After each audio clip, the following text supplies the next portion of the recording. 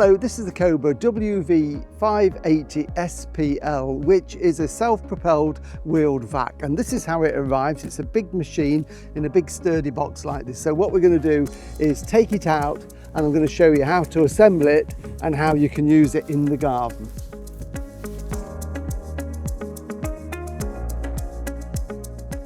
So here it is, all unpacked on the bench, everything you need to set it all up. So first thing, of course, it comes with the owner's manual there, tells you everything you need to know about it, and also the engine. We've got various handles that we need to attach, levers and that type of thing, cable clips, bolts and spacers, and then obviously we've got the main power unit here, and then we've got the collection bag that you also need and will be attached with a frame in there, and of course a spark plug spanner should you want to take the spark plug out. So what we're going to do first is to put the handlebar into position. So what I'm going to do is take these red nuts and bolts and just take those apart to start with.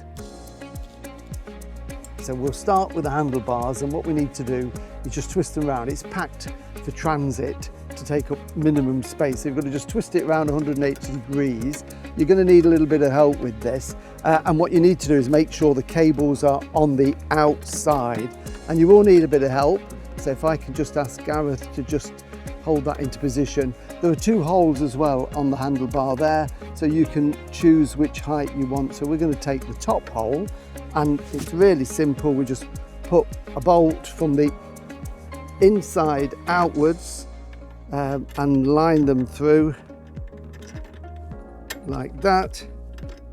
Just get those into position, and then we can put the red nut on there as well.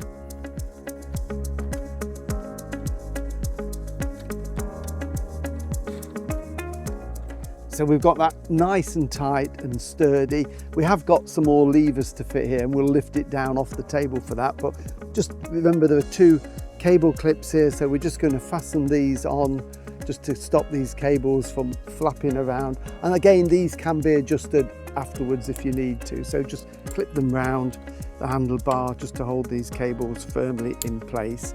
And one more thing to do, we've got these two rollers here, white plastic rollers, and these go on the front. So there's a hole at the corner on the front, and these are basically just to protect the plastic there. So we take them apart. So we've got the sort of bolt part there with one of the washers that goes like that, and then we can pop that on there with the second washer, and then there's a little wing nut there to tighten that on. So we just put that on, pick up the thread and tighten that up.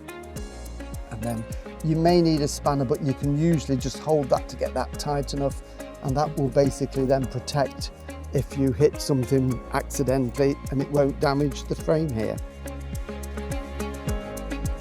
There we go, so that's that one on there, nice and firm. Now we can lift it down and we'll fit the handlebars. Next we can fit the drive handle here, this red handle. One comes already fitted, so don't worry about that one. And it's important we get this the right way. So if we look at the one that's already fitted, we want this one to be in the same position. So we've got the two prongs at this side. So what I'm going to do first of all is at this side here, we've got a cable, and we can loop that in, and again we just copy in the same as this side, so it just loops in there as it is there, and then what we can do is to put that into the hole there, and then just put a little bit of pressure on it and put that one in the hole there, so it slots in. So these are then spring loaded, and we can lift them up like that. So as long as you follow that pattern of the first one, you can't go wrong. This black frame is the bag hanger, and this goes also on the handlebars, and the collecting bag hooks onto it. So wants to be this way, so I'm holding it, as you can see, with the two squares towards me. Feed it underneath, and we've got two holes here and two pieces of metal there, two lugs, so they go into there, and then we just need to sort of spring it into position, so a little bit of pressure there like that. So that's now nice and firmly in place, and we can put the bag on it. And there's one more piece which is here, and this is the optional hose hanger. It comes with it, but the hose is optional, and that fits on like this, and again springs into position like that. I'll show you now how to fit the bag. So this is the bag, and it goes sort of in the upright position with this handle at the front. So if we hold it like that, we'll see here there are two sort of little rubber flaps. They're really important. So hold those like that, take it round the back, and then what we're going to do is to slide it into position so that these pull it to that position. All right, so that is now fitting snugly around that steel frame, and with these we can then basically just hook them onto the framework like that. So that stops that pulling off like that. And then we've got two little tabs here. One hooks on this side and the other one we can hook on this side just here, so just over the top, just making sure we don't trap any cables. So that is now firmly in place, and that's where everything will be blown into. And then what we need to do is to attach this then to the blower. So what we need to do now is to fit this piece onto there. So first of all, what we can do is open this flap up, and there's a lever at the bottom, and that will then lift up like that. Okay. And what we're going to do is slide this down into these grooves here. There's a groove this side and there's a groove this side, and you'll see there's a little contact switch. When it's slid into position, it closes the contact switch. If that isn't closed, then it won't operate. So it's just a case of lining it up like that, and we can see there that that contact switch has now gone into position and it's nice and firm, and we can then put that handle down. We now need to put some oil and petrol in it, so use the right type of oil, and this holds 550 millilitres, so just make sure you get the right amount. If you're using the Cobra oil, it's 0.6 of a litre, so we need a little bit left in the bottle, but what we will do is keep checking it with the dipstick as we go along. You can use a funnel, but there's quite a big hole there, so that's quite an easy one to pour. So we're just going to pour the oil in nice and slowly so it doesn't overflow. It's better to check it and add more because it's more difficult to take it out. So we've got the dipstick here, and although we would tighten it in when we finish, with this one we don't. We just literally dip it in like that and take it out. And I can see that I need a little bit more oil in there. It's not showing enough on the dipstick, so just a bit more oil. So now let's check it on the dipstick, and we don't need to screw it in. We just dip it like that, take it out. So I can see now the oil is clearly on the dipstick just there. So on the hatched bit, which is what we want anywhere in there, but at the top is ideal. So that is it, that is fine. So now we can tighten the dipstick in fully so that it can't vibrate out. And then the next thing is we need to put some fuel in. Okay, so we're putting some fuel in. This is clean, fresh fuel. This is E10. And never use old petrol that you've had in the garage for several months because it becomes stale. So nice and fresh like that, and that will give it a really good start and it will run smoothly.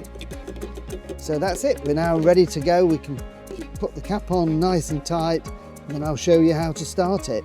We're now ready to start it. So first thing is, when this is all put together, for transit, the deck is on the lowest setting. So it has got various heights here for when you're sucking up leaves or whatever the debris is you're collecting off your lawn. So just lift it up a little bit just to make it easier to start. And then you can always readjust it as and when you start to use it. Handles here aren't needed for starting. This back one is actually for an optional brush and roller drive, so that one isn't needed at this stage. And this one here is the drive, but we have to pull them both back to propel the machine forward. There's no choke, there's no primer. What we need to do is to set the throttle lever here about halfway, so when it's back it stops, when it's forward it's maximum rev. So I'm just going to set it about halfway, and then we can pull the recoil just here. Now bear in mind it won't have been started, you've only just put petrol in, so it takes a while for that fuel to get through the carburetor, so you do need to pull it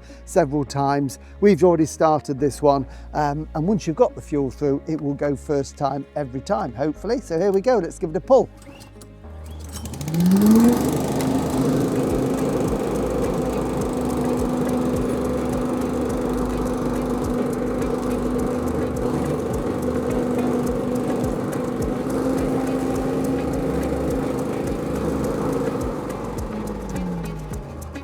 just pull the lever back to stop the engine. And there you go, that's the wheeled vac. Doesn't take long to put together, and it's great, of course, for clearing all those autumn leaves off your lawn. And there are a range of optional extras that you can purchase to do all sorts of things in your garden. Remember to register your Cobra online at cobragarden.co.uk. Always have your Cobra serviced regularly. Check the website for your nearest dealer.